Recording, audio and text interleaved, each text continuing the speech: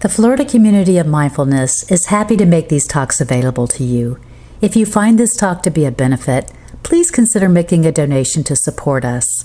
You'll find a donation button on the Talks section of our website, floridamindfulness.org. Thank you, and may you be happy and free of suffering. Today we are acknowledging the birth of the Buddha. If you're wondering who this child in front here, this is the Buddha when he was born. Most babies when they're born, they just kind of come out, as newborns, not looking too good and certainly not standing up and pointing up and down and speaking some words. So this is a rather unusual young child. So I'll talk a little more about the Buddha's birth and the real meaning of that. But first I wanted to spend really a lot of the morning talking with you about something that's kind of unique, which is that in the Buddhist tradition, and when I say the Buddhist tradition, I mean there is certainly a body of teaching and philosophy and meditation and practice that is the essential path of Buddhism. But also, as Buddhism has been around for thousands of years and came out of culture and everything else, it certainly has a lot of tradition. Go to the Buddhist tradition, which many of us are not familiar with. And part of the Buddhist tradition is this body of literature called the Jataka Tales. And the Jataka Tales purport to be the past lives of the Buddha. So we know very clearly that the Buddha was an historical person. We know where he was born. We know where he lived. We know where the major events of his life took place.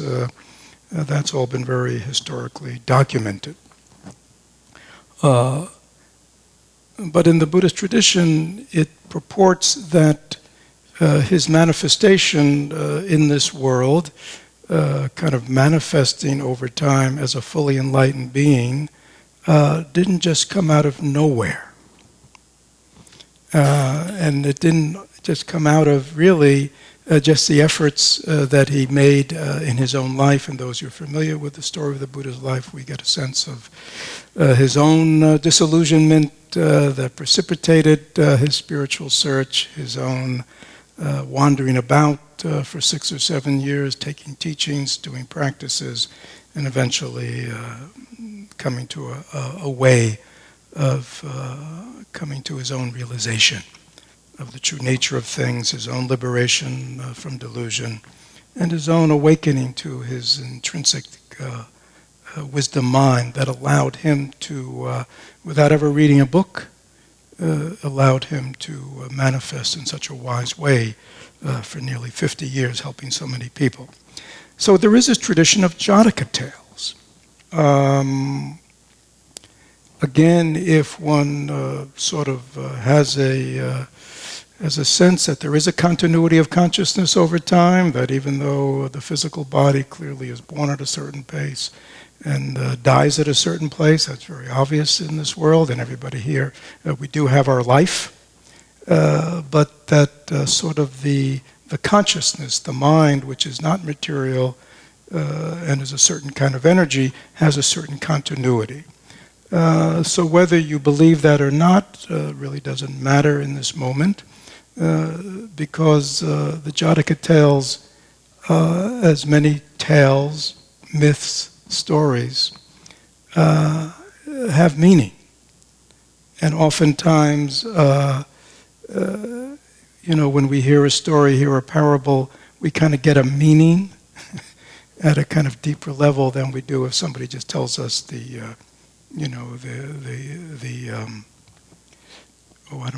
philosophical or ethical or moral principle, the story. I mean, we are people who tell stories, right? We tell stories to each other. Most of us have turned our life into a story. And it's a good story, it's a bad story, it's a valiant story, it's a, So, human beings, we take the material of life and turn it into stories. So there are this whole body of literature called the Jataka Tales, which purport to be the many lives of the Buddha. And I think that's important, just that kind of fact, because like all of us are here right today. I don't know everyone here. I know many of you.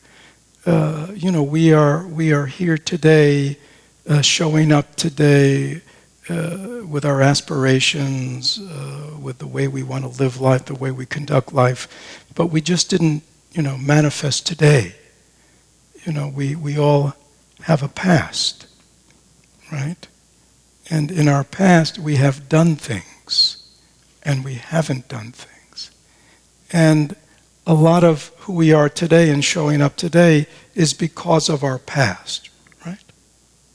So we know that the past conditions the present, and that again, the way we are today is really the outcome of many past events. Is that clear? And we can also look at just this life and go, yeah, we might sort of remember what we were like as a preschooler. We may remember what we liked in elementary school. We remember what we were like in middle school and high school, our teen years, our young adult years, depending. And these really almost can seem like very discrete events, right? We may think back to the person we were when we were 7 and really not, it's just a story about when we were 7 or growing up in our family. These are stories, right? And they are conditioned us to how we are today. So kind of understanding that we are not just, sprung, every day we don't wake up fresh, brand new. That would be nice. But we don't. We wake up often in terms of all the conditionings of our mind and body relationships, that have brought us here. And so it is often helpful in the same way to understand that in this moment, in this life, with all the things we want to do, the things we want to change, the things we want to transform, that we are the product of our past, and that has to be dealt with, healed and transformed, as we say. That the Buddha, even though he manifested in this world as this enlightened being, also had his past. And to understand his past is to understand why he was capable in this lifetime to accomplish so much. Right? So we have kind of perspective, right? And that perspective helps us understand ourselves and understand other people. To understand this is a long-term process that we're involved in. For some of you, it's this life has been a long-term process. But if you have a kind of sense of many lives, endlessly unfolding, this energy that just keeps unfolding. It also gives perspective on this life for us. The other interesting thing beside that sense of past is that, and the stories I'll be reading today will give you a sense of it, that in many of these Jataka tales, the Buddha was an animal. And to me, that's very meaningful. And I think in a certain way, there was an understanding there about animals and other life forms having their own intelligence, having their own life, having their own relationships that are meaningful to them, as developed in these stories, and that there are many of the qualities that animals show are qualities that are human, that we know. So I think that sense of, that the animal realm, the fish realm, the bird realm, is not a dumb realm, is not an insensitive realm, but it is a realm that has its own sentience, its own sense of feeling, its own sense of connections, is very important to us because we are interconnected, right? And we are interconnected with all life. And so I think what the Jataka Tales often bring out to me is that, life is very manifold in its unfolding. And that the evolution, it's interesting, we talk about evolution, some people don't believe in evolution, but the same way, there's talk about evolution kind of in a biological way, there's an evolution also in a kind of consciousness way. And I think the Jataka Tales make us very aware of that and very sensitive to these other realms that we live with. And unfortunately, we've often seen that the animal, the fish, the bird realm are really either just here to serve us, they're here for us to eat, they're here to be eradicated at our will. So it's a very interesting way that we sort of view these other realms of life that we share the earth with. And I think that these Jataka Tales, in choosing to see that the prior life of the Buddhas in prior life wasn't just a human being, He was also an animal. Okay, so I think, and again, there's great meaning in that. So before I talk about the birth of the Buddha, I want to read some stories. So everybody, please get into get in that mode, Like we often love listening to stories, don't we?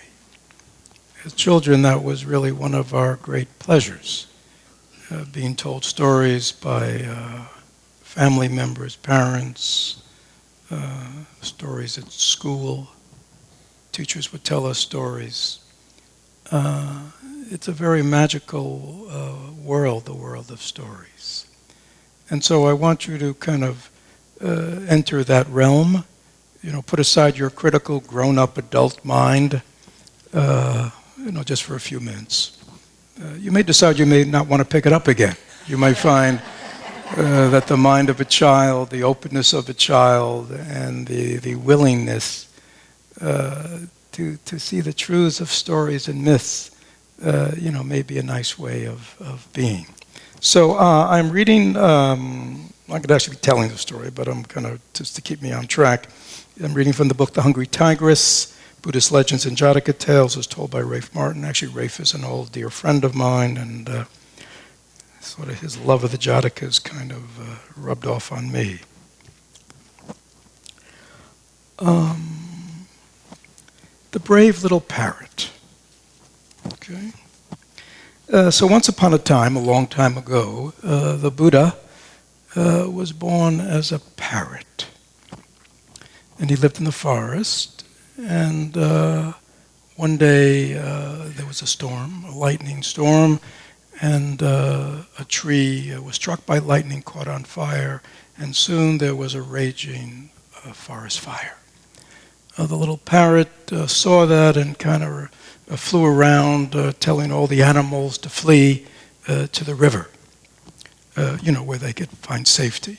And many of them did flee and got to the river. And then as the little parrot was going back and forth, it saw that many of the animals, now the fire had kind of spread between the area that many of them were coming from and the river, and so many of the animals were trapped. or couldn't get through. And he came to the river where all the animals, the larger animals, were already taking refuge. He said, come, our fellow brothers and sister animals are trapped. Come, help me see what we can do to save them. And they said, no, it's too dangerous. We're quite, we've made it to the river safely, and we want to stay safe. Why should we go back and endanger ourselves? So the little parrot was very distressed at that. It's just a little parrot. And so it just could not bear the thought of leaving all those animals to burn. So it devised a plan. It would swoop just on top of the water, and it would get its wings all wet. And then it would quickly fly back to where the forest was burning and shake its wings to drop the droplets of water on the fire. And it thought in this way it could put it out. And so this parrot is going back and forth, getting more and more exhausted, and obviously not really having any effect on the fire, right? Now, in those days, there were gods who lived up there. And the gods, like gods, they spent their time enjoying themselves, They would sit around and, eat delicious foods, play beautiful music. They had a godly existence. And then, from time to time, they would look down on the earth and just to see what these human beings were up to. And usually they just laughed, And that's what they were doing, actually, when they looked down and they saw this little parrot with this utterly futile, hopeless, And they kind of laughed.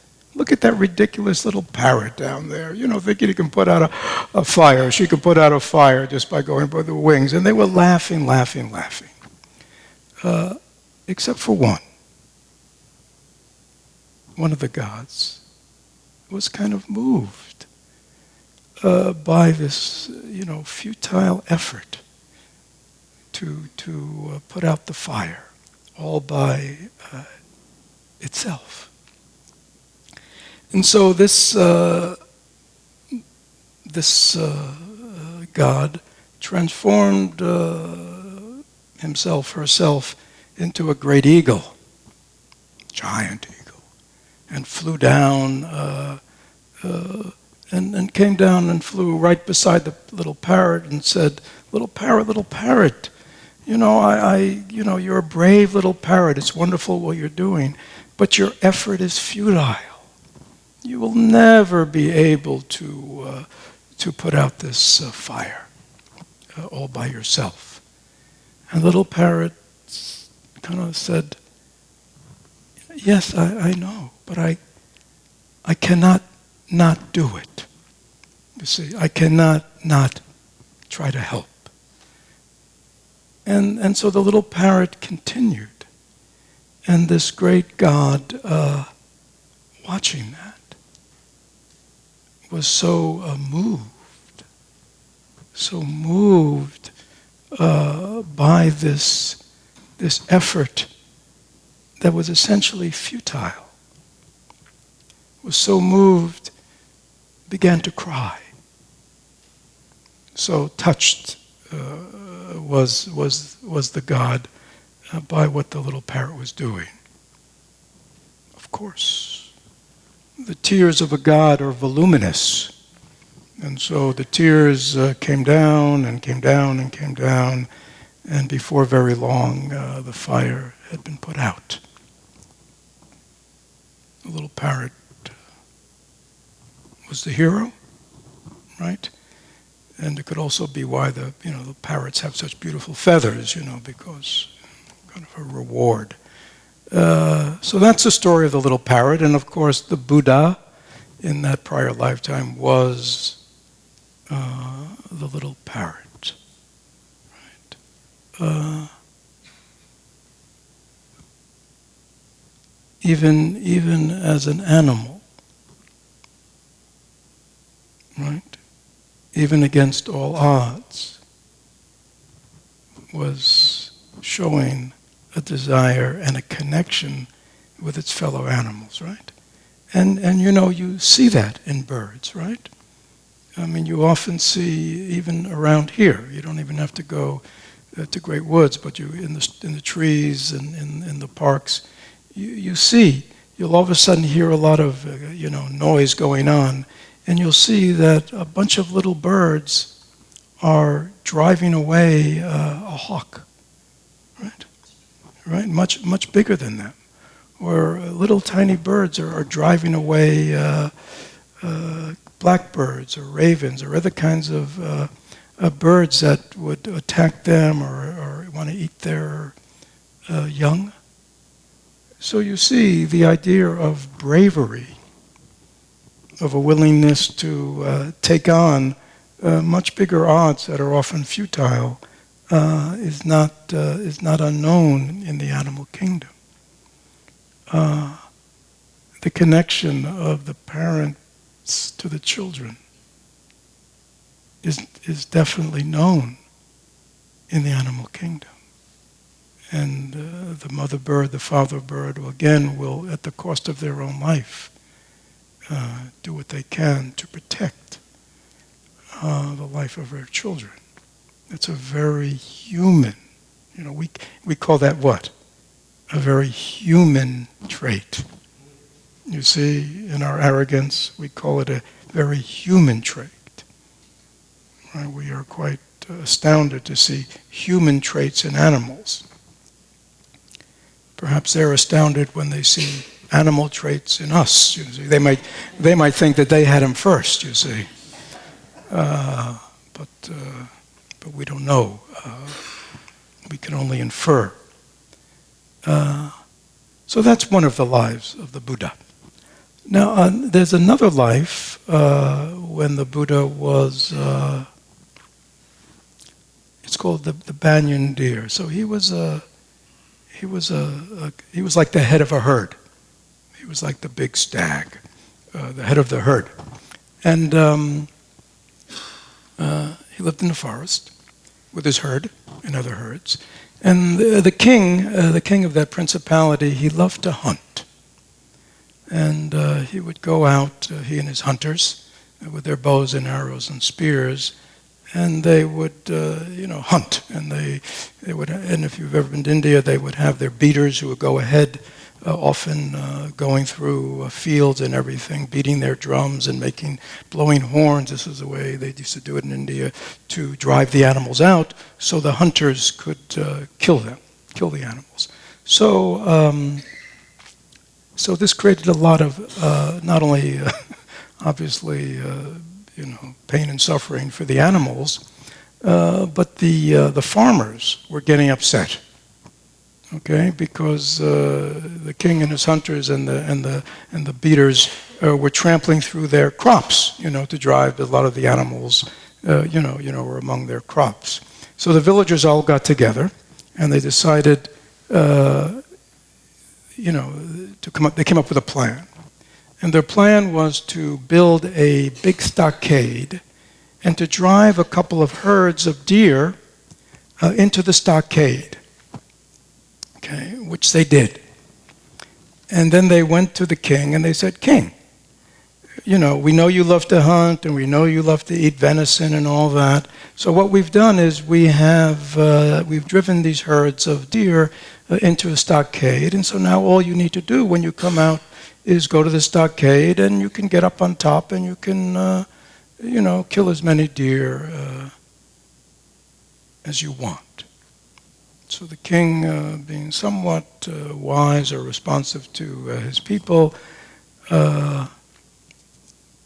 agreed.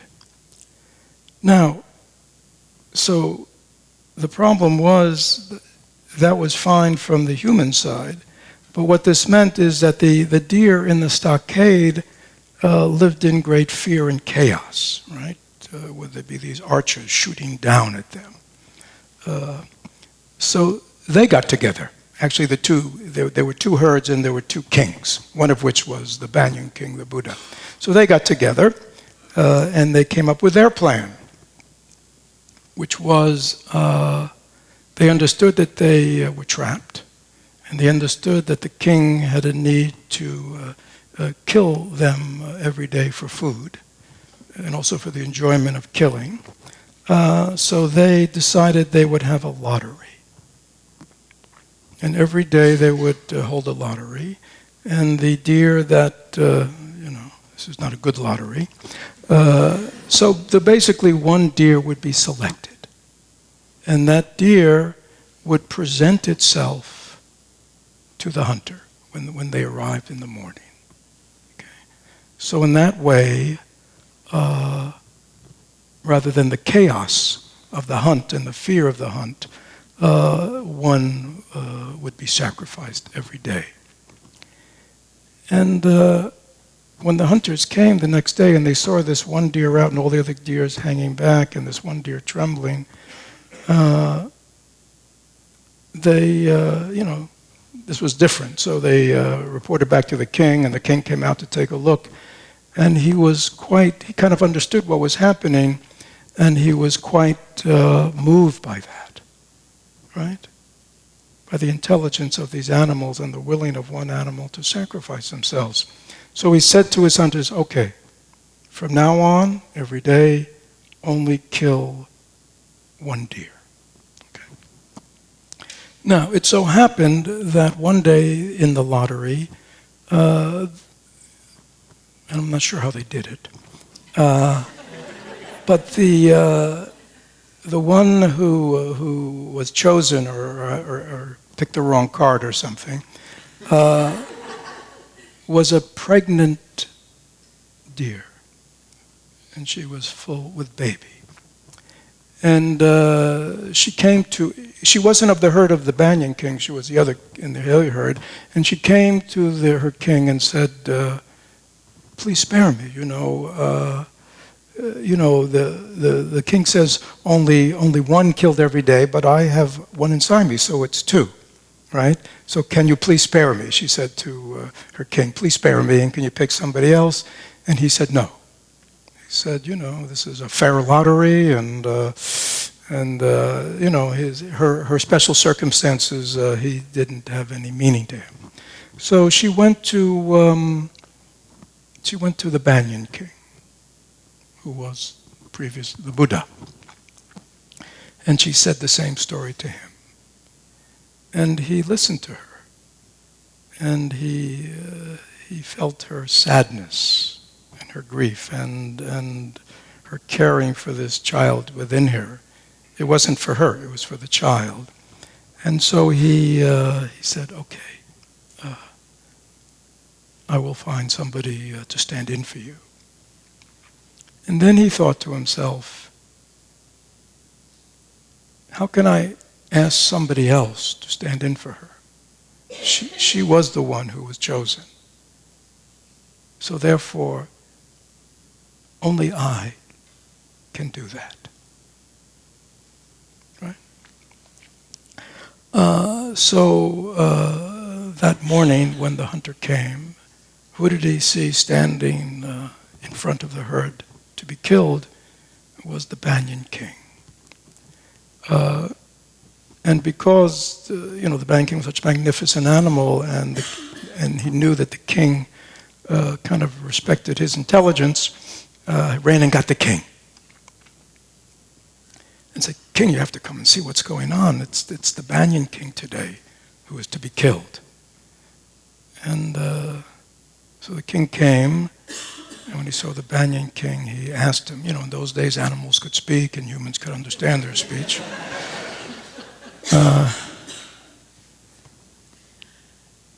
And he said, and he asked him, what's he doing there? And the Banyan King told him the story, and he was so moved because then he's a king too. You see, the king is a king, and he has his subjects, And he was so moved by the compassion and the intelligence of this other animal king that he said, all right, from now on, your herd, you and your herd, will not be subject to any more killing. And the Banyan King, thank you, great king, but I have a request. And the king said, well, what's your request? He said, I have a request that you also spare the lives of all the other deer.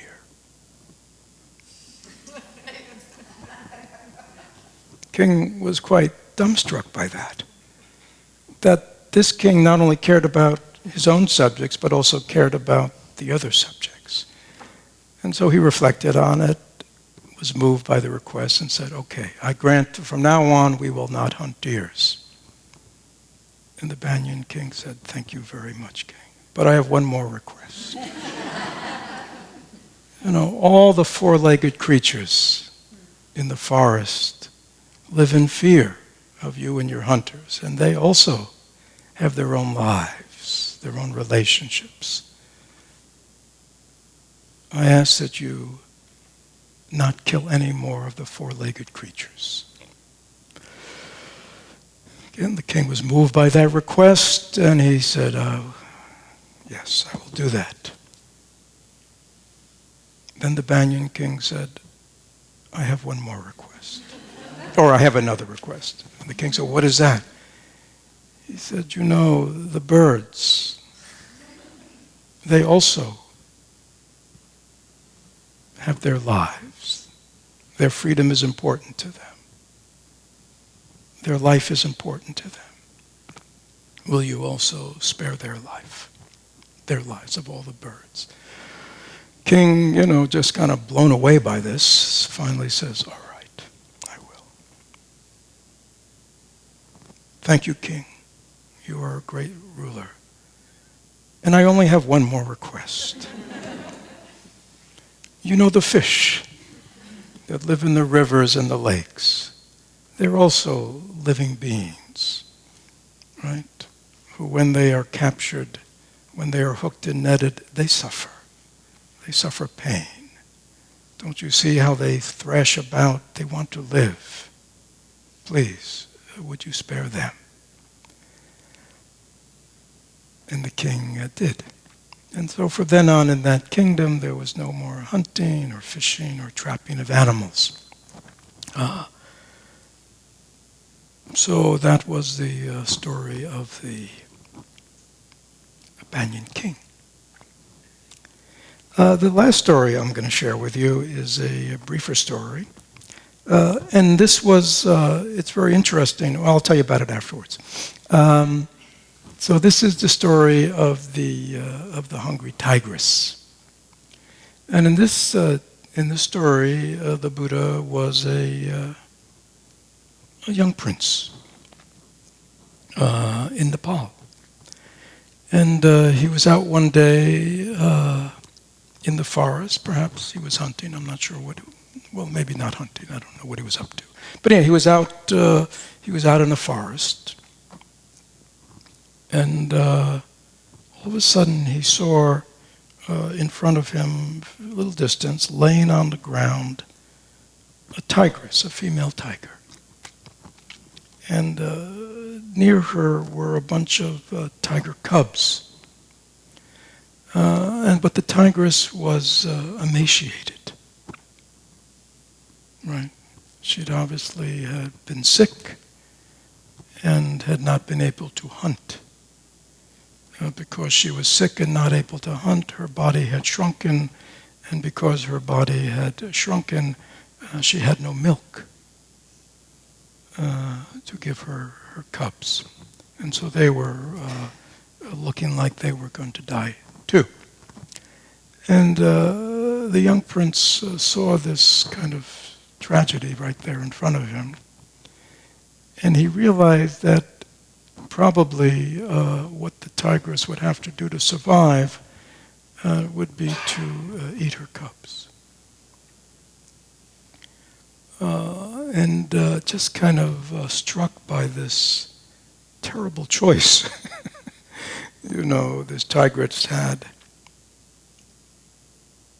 He decided that he would offer himself to the tigress to eat.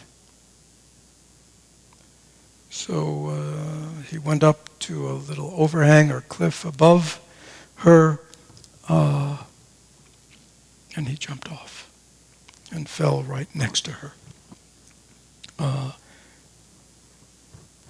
She ate him. She was nourished by eating him. She received milk again. She was able to move around, and she and her cubs lived. Right? Now, I say I have a personal connection to this story because if you go to Nepal today, about 30, 40 miles outside of Kathmandu, you've all heard of Kathmandu, is a place that is sacred to Buddhists, and perhaps others too. And this place is the place where they say this event occurred. You go, well, how in the middle of Nepal, in this one place, is there a place that everybody agrees has happened? And I can't explain it. But yet, historically, people say that's where this event happened. That somehow this story was within the Nepali tradition of that this is where this happened. And when you go there, and I went there many years ago when I was in Nepal, when you go to that spot, there's like a frieze, which has a picture of the prince laying before the hungry tigress and the cubs, commemorating it. But even more interesting, above, on the cliff, there is a tree. And when I saw this tree, the thing that strikes you is the tree is full of hair, human hair. And what that's about is when Buddhists go there, like on pilgrimage, to that site, acknowledging this path where the Buddha's, as the prince, we might say he gave the ultimate sacrifice. Of course, we use those words. Even today, we say people are willing to give the ultimate sacrifice of their life to help others, to protect others, right? So it's not unknown. This kind of unknown. But so this what's called the Bodhisattva path, where one puts the needs of others and the well-being of others and works for the benefit of others, often ahead of oneself. This story so epitomizes that what people do there is they cut some of their hair. It's kind of a symbolic gesture, right? Sort of saying, I'm willing to sacrifice a little of my what? Myself, my vanity, my whatever, kind of as an acknowledgement of this great effort that the Buddha made. And also to make the wish, coming to a place like that, which is very traditional when you're on pilgrimage and you go to these special places, you don't just go there to acknowledge them, but you go there to make the wish that oneself one day will accomplish the same thing. So when one goes to India and goes to what's called Bodh Gaya, the place where the Buddha came to enlightenment, and you sit under the same tree, the Buddha, well, it's not the same tree, but it's a child of the same tree, that the Buddha sat under, one makes a wish, the aspiration that may I one day sit under the Bodhi tree. May I one day come to full enlightenment. May I one day be a light unto this world. In the same way one goes to any pilgrimage places. So in the same way, when one goes to this place that's called Namo Buddha outside of Kathmandu, people make this aspiration that they one day will have that kind of selflessness, that they can just, without thought,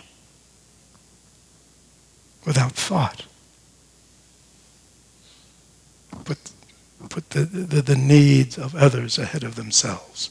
I mean, obviously this is quite dramatic. Many of us may not be ready for that, right?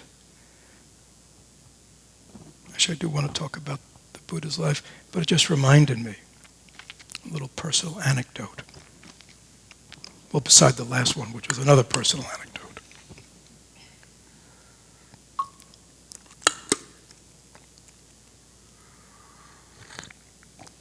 I've been in retreat all weekend with the transmission group, so my throat's a little raspy this morning.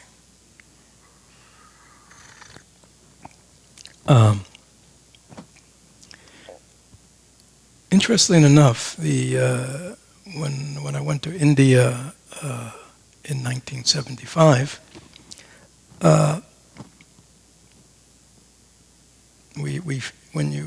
don't know if it's still the case, but in those days when you arrived in India because of international time changes and it was almost a 24-hour flight, you usually arrived in the middle of the night, like 2, 3 in the morning.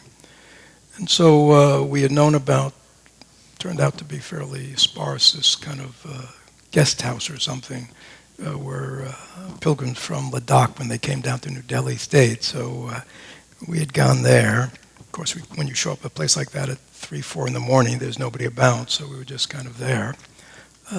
So anyhow, when people started getting up in the morning, they discovered us and found us a place to stay. And then somebody, this young Tibetan guy comes over and says, starts talking to us. He speaks English. Kind of asks us what we're doing here and tell them, we're here to, to learn about Buddhism and Tibetan Buddhism, meet teachers, etc. He said, "Oh, come, there's a great teacher staying here." So I won't go into the whole thing. So this was our first experience. So we're taken into this little room, this very bare room, and there's a bed. And sitting on this bed is this Buddhist monk with a a shaven head. And it's interesting. You notice on all Buddha statues, there's this little protuberance on top. It's like supposed to be one of the signs of the Buddha, right? You notice this little protuberance they have, sort of an extra little thing. And he had one.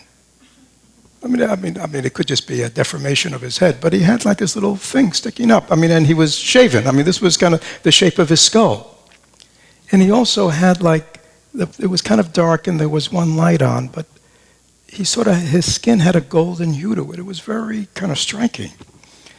And this Tibetan guy spoke English. And so he translated for us. So this was our first encounter.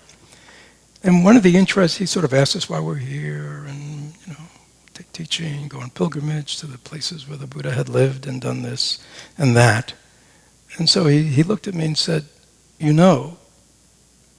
all those stories, the Jataka stories about the Buddha's past life and all the sacrifices he's made, like the Hungry Tigress, or if somebody needed an eye, give him an eye, somebody take an arm. He said, you have to understand, they're all true. Just look straight at me. He said, they're all true. He said, an enlightened being can do that because they have no attachment to even their body. And then he said, but you don't do that. He said, you're not there yet.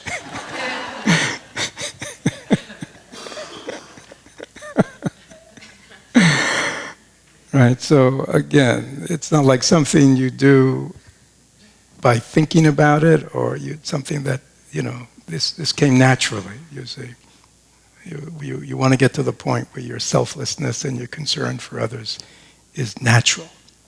It doesn't mean that short of these great sacrifices and acts of selflessness that we cannot become more selfless in our life and put others' needs ahead of ourselves in our life, right?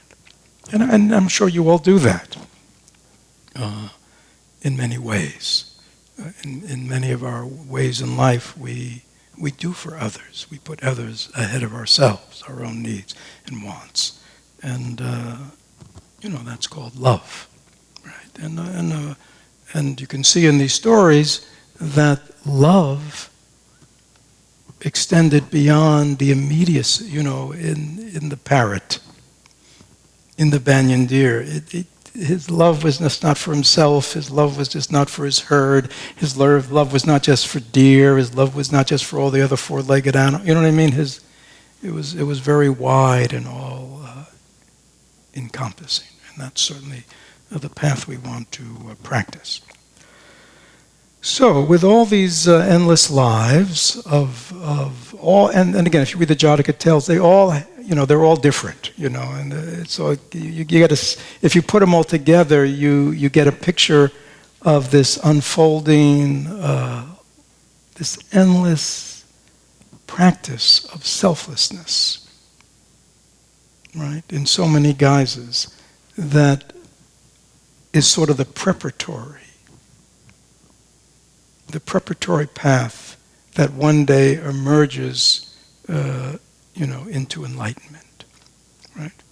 I mean, usually for many of us, we think of enlightenment and the real understanding as something that just comes out of meditation. But in Buddhism, we talk about the path of accumulation is the path of merit and the path of wisdom. Through meditation, through insight, through study, we gain intelligence about the nature of life, about the way things really are. And so we can act skillfully and wisely in this world because we accumulate wisdom. But we also have to accumulate merit. And merit means we accumulate merit through these selfless, compassionate actions, these virtuous actions that build up another whole capacity within us, right, to kind of balance the wisdom with compassion, right? So in Buddhism we call these are the two wings of practice. And one without the other creates a kind of a lopsidedness in our development. It's, because if you're just very wise, but you have no compassion for the suffering of beings, your wisdom can often go into sort of an indifference toward people, right? On the other hand, if you're too far over here and you're just kind of, a bleeding heart and there's no, wisdom, you can just endlessly kind of be in your own exaggerated state of suffering. But if there's no understanding, your capacity to really help and benefit people is very limited. Is that clear? So you want to develop both. And so that's why in this practice we work both on the wisdom, on the compassion, on the mind, and the mind cultivation through mindfulness and samadhi, insight, but also we work on selfless service and compassion and loving kindness and developing. Okay?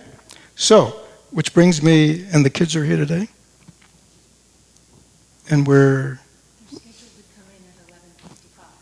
11:55. Oh, good. So we have time. I'll take another sip of tea then.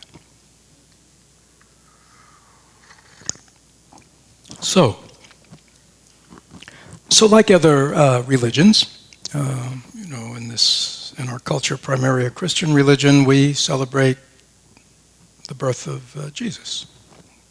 It's a celebration, right? In the same way, traditionally, Buddhists have celebrated the birth of the Buddha. So again, I wanted to talk a little bit about the background. So we don't somehow think that someone like a Buddha, a fully enlightened being, comes out of nowhere, or just comes out of 6 years of practice. Many of you, that's what, from the time the Buddha left his family at the age of 29 till he came to full enlightenment at 36, 6 years transpired. There may be people here who have practiced for 6 years, or 12 years, or 24 years, and wonder, how come I'm not a fully enlightened Buddha yet, and somehow think, there must be something wrong with me. Well, you can see. There may be something wrong with you. I'm not, and how we practice. So I'm not saying that, but we want to understand that, when you see a fully awakened being manifest, this is in Buddhism. There is it's sort of like the iceberg, or what's it, where you only see the tip or something, 10% of it or something, the other is underneath. It's not seen. In the same way, we see this manifestation, right? But we need to realize there is much preparation. So we might even say, like in these days, we see these great beings in our own time, and unfortunately, as there are not that many of them around, but someone like the Dalai Lama, right? Or somebody like Thich Nhat Hanh. And of course, there are, people in other traditions, even non-religious traditions, in our own world, someone like Martin Luther King, or people like that. You go, where do these people come from, right? Because you look into their background and you go, well, they seem to have a kind of a normal family, or they grew up in a church family. You know what I'm saying? But many people do. It doesn't really get at where do they come from, that they have such power. Because it's not as if Martin Luther King and Dalai Lama and Thich Nhat Hanh aren't saying things that many others aren't saying, are they? But there's a power, you see, and a development that is palpable, right? Why all of a sudden everybody listens to them, or many people listen to them. Is that clear? And one way to understand it is this idea, that there is a lot behind them that is not seen, that is supporting how they're showing up today, right? And many of you may have that whole sense in your own life and with other people that somehow there's something else going on here. And it's not just related to the outward circumstances of life. So, there's another interesting thing about the birth of the Buddha. In India in those days, as I think still to today, it's very common, there's a lot of belief in astrology, and so it's very common when you're to do that when the mother conceives, that they do the chart, of the child to be born. And so when they called the astrologer and they did the chart for the Buddha's mother, it basically said two things about this child. This child will be a great being. If he goes a worldly path, he will be a great leader, in the secular world. Right? But if he renounces the worldly life, he will be a great spiritual light. He will be a Buddha. Right? Now, which one do you think his parents wanted? Parents being parents, right? Because the way it was put is, he will be a renunciate, right? He will, because often they say the Buddha was born to this, his father was a king and his mother was a queen. That's a little exaggerated. These were like little principalities in northern India. So his father, they were the nobility of that little kingdom, but this was not like great power, okay? So, but obviously they wanted their son, right, to what? To follow in their footsteps, right? So they were very kind of disturbed by this prophecy, and did not want their child to follow kind of a more spiritual path in life. They very much wanted him to follow a worldly path in life. And I think it's interesting that this was kind of laid out, because I think that's a challenge we all have, right? I think that's a very, most of us don't have the choice between a world leader and a fully enlightened Buddha. I mean, that's a little grandiose for most of us. We're not there yet. But I think in our own way, many of us kind of, have that choice, even on a very small scale, In what way am I going to develop myself in this world? In what way am I going to use my gifts in this world, my energy in this world? Am I going to use it to achieve worldly goals, worldly power, worldly success, worldly achievement? Or am I going to use it for what I might call more spiritual development, right? How do I want to lead people, right? Do I want to be a worldly leader, right?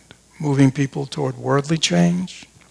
Or do I want to be a spiritual leader, a spiritual life, helping people in their own healing and transformation of themselves in the world, right? They're kind of not necessarily different, but they're just different ways of looking at that. And it's just been very interesting that these two paths were delineated for the Buddha. So according to the traditional tales of the Buddha's birth,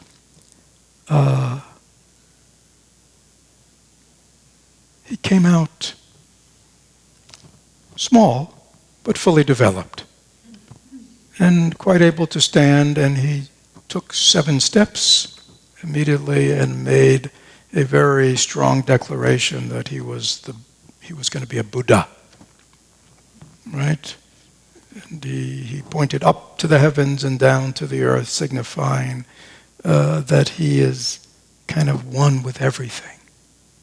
Above the heavens, below the heavens, I am one. So a very strong declaration, which I think at those times, his mother and those people who were around at that time very quickly wanted to forget. And they sort of imply, it's just interesting, the story. And I think that's kind of interesting, because I think when a child is born into this world, and we were all infants born into this world, in a certain sense, the mind is very pure. The mind is totally unconditioned, right? Which means, depending on how things turn out, depending on what happens, depending on the causes and conditions, the environment in which we are born and subjected to, it could go in any direction, couldn't it? And we know for many, many, many, many, many people, it goes in all kinds of directions, this life, right?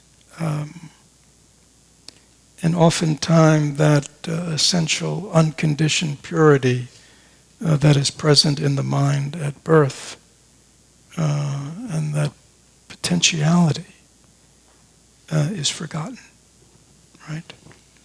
And so therefore, that's sort of what happened to Siddhartha, whatever his initial purity and statement was at birth, nobody ever talked about. But if anything, his family did their best to support his moving in the direction that they wanted him to move into. So they, as you know, they kept him very protective, right? Totally tried to keep him away from any kind of situations in life that could any way kind of challenge him or wake him up, or any way kind of move him to any kind of spiritual insight or renunciation. They really just filled his life with pleasure and support and achievements and all that. But that's another story. But so this is the Buddha. Again, as people who practice this way, I mean, we follow the community of mindfulness. We practice meditation, we practice insight, we practice all these various things that you know who come that we practice. We practice at why?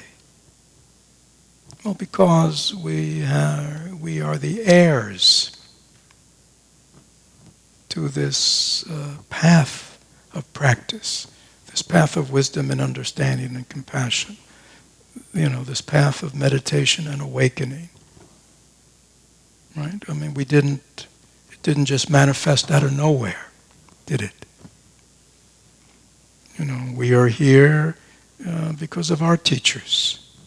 Our teachers are here because of their teachers. Their teachers are here because of their teachers. Their teachers were there because of their teachers, and their teachers, and their teachers, generation after generation after generation, going back to one person. It's quite interesting when you look at it that way.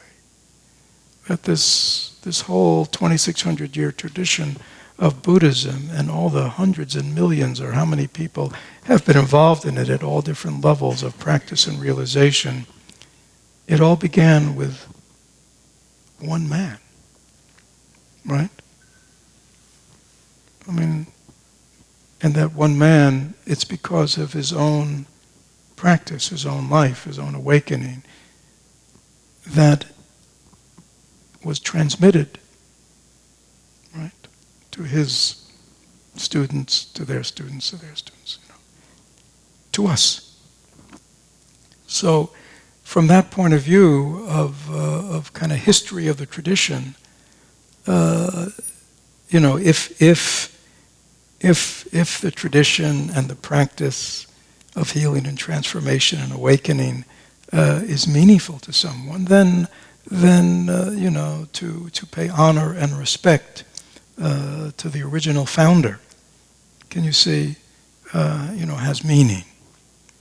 So that is why traditionally, the life of the Buddha, like the life of Christ, like the life of Muhammad, like other, is meaningful to people who practice in that tradition. So, in Asian Buddhist cultures, this is often fairly elaborated. The celebration, we're a little toned down, but we did want to take some time today to acknowledge the birth of the Buddha. Traditionally, people bathe the Buddha. So the Buddha is standing above, is it tea? It's water. So, but fresh water, pure water. Because, it's really two reasons. One thing is, what do you do with babies? You bathe them. You wash them. But also, it was considered meritorious to bathe a sacred object. So traditionally, we come and we acknowledge the Buddha's birth, and we pour water over him as our way of offering purity. The purity of our intention, the purity of our heart, the purity of our aspiration to the Buddha. And we make the aspiration just like Shakyamuni Buddha, originally Siddhartha, may I one day become, enter a world where there is much suffering and much ignorance. May I one day enter a world with the capacity to become an awakened one and to truly be able to give real benefit to other beings who are suffering. Basically to show them the way how to have a meaningful and happy and suffering-free life, you see.